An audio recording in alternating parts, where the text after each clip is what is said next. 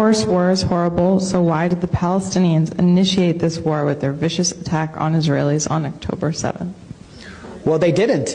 What do you mean they didn't? They didn't. This war has been going on for 75 years. Israel initiated it in 1948 by ethnically cleansing 750,000 people. We must expel Arabs. Get out of here. We must expel Arabs and take their places.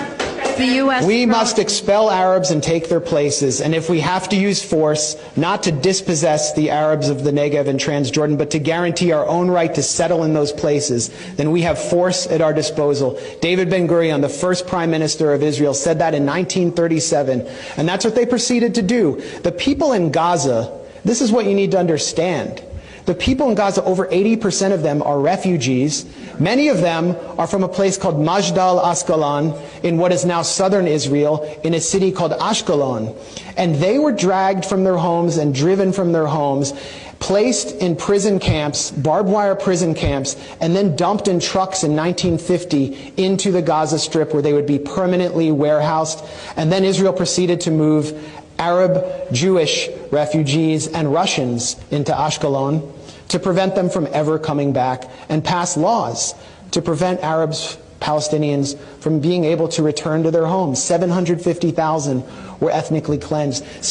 For 18 years, the remaining Palestinians, 100,000, were internally displaced inside Israel. The remaining were put under military rule. They were under military occupation until 1966. Then in 1967, Israel violently, in a war it initiated, occupies Gaza, occupies the West Bank, occupies the Sinai Peninsula, the Golan Heights in East Jerusalem, and then invades Lebanon in 1982, attacking Palestinian refugees there, puts Gaza under siege in 2005.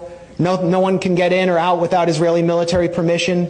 We must kill and kill all day, every day. That's according to Arnon Sofer, an Israeli government consultant who helped devise the siege of Gaza.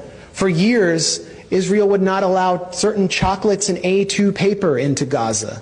And then they began these brutal military assaults, which they call mowing the lawn. Slaughtering a few people will leave Hamas intact, but teach them a lesson. And I talked to you about those assaults that took place on Gaza. So this didn't come out of a vacuum. You're not going to be able to hold people under siege, to cut them off from the world, and then expect them to just play along. And that doesn't mean that I celebrate what happened on October 7th. It should have never had to happen. The reason it happened is because of the Israel lobby here, the genocide Democrats and the genocide Republicans who deny the Palestinians any right to have rights. And it's the right to have rights that defines you as a citizen. They're citizens of nothing. And now we see what Israel really thinks of them, really thinks of their children. Gaza has become a graveyard for children, according to UN Secretary General Antonio Guterres.